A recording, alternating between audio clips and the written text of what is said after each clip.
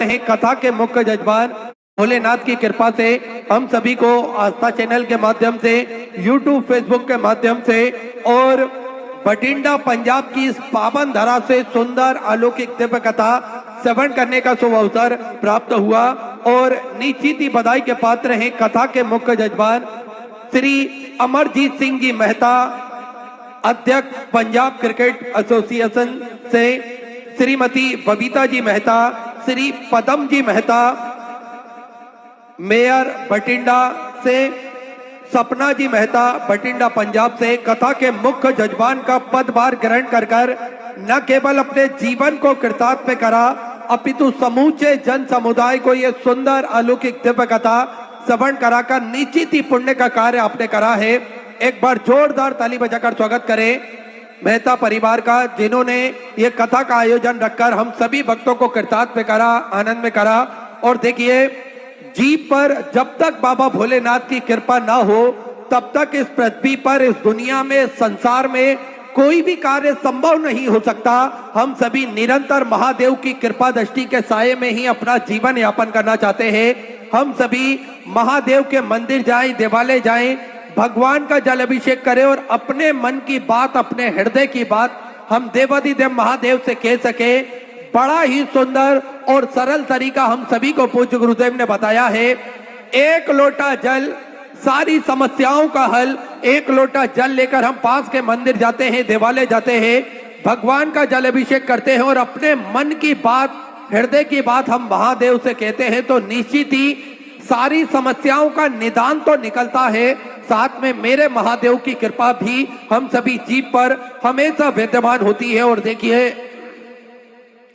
एक लोटा जल ने पूरी दुनिया में ही कमाल कर रखा है।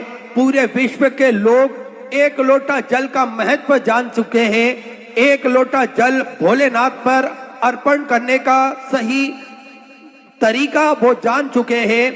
एक लोटा जल से क्या क्या परेशानियां दूर होती हैं ये सभी भक्त समझ चुके हैं। और आज पूरा भारत देश ही नहीं, पूरा विश्व ही एक लोटा जल का महत्व समझता है और एक लोटा जल महादेव पर अर्पित करता है। आज देखिए,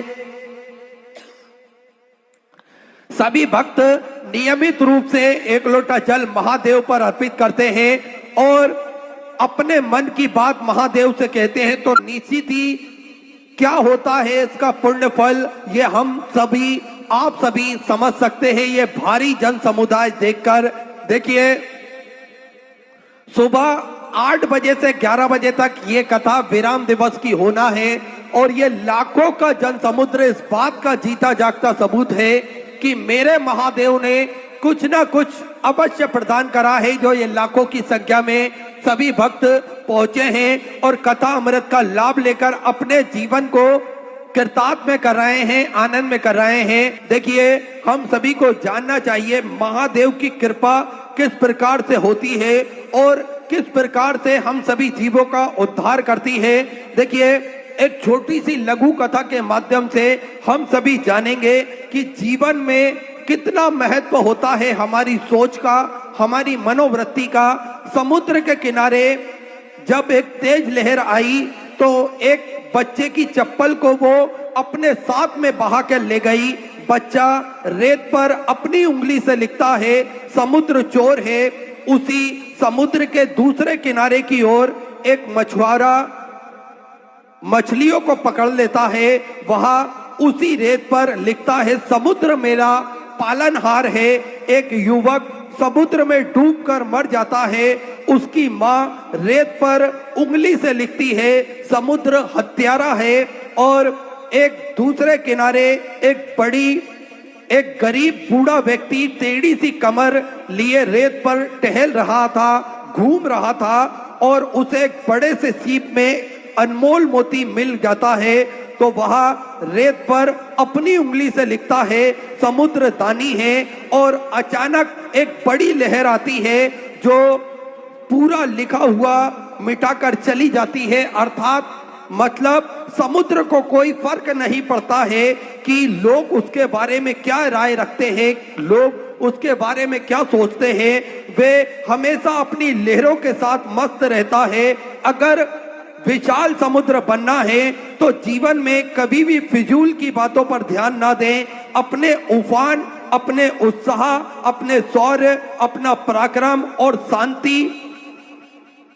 शांति समुद्र की भांति अपने हिसाब से तय करें। लोगों का क्या है, उनकी राय परिस्थितियों के हिसाब से बदलती रहती है। अगर मक्खी चाय में गिर जाती है तो लोग चाय को फेंक देते हैं, और घी में गिर जाती है तो लोग मक्खी को फेंक देते हैं। इसलिए व्यस्त रहे, मस्त रहे, क्योंकि जो जितना ज्यादा सुविधा में है वो उतना ही ज्यादा दुविधा में है। तो निरंतर हमेशा अपनी सोच को सकारात्मक रखें, हम नकारात्मक हमारी सोच को ना रखें। और पूज्य गुरुदेव भी हम सभी को यही बताते हैं कि जीवन में हम सभी को अपने बारे में भी अच्छा सोचना चाहिए और दूसरों के बारे में भी अच्छा सोचना चाहिए, क्योंकि ये जीवन महादेव की कृपा से हमें प्राप्त हुआ है। और निरंतर हम सभी लोगों का भला कर सके, हम पुण्य कर सके, निरंतर लोगों की भलाई में अपने जीवन को लगा सके। और पूज्य गुरुदेव हम सभी को, देखिए, पूज्य गुरुदेव ने न केवल हम सभी को सनातन धर्म, हमारे सनातन धर्म से जोड़ने का प्रयास करा है, अपितु एक अच्छे मानव बनने का भी प्रयास पूज्य गुरुदेव ने करा है।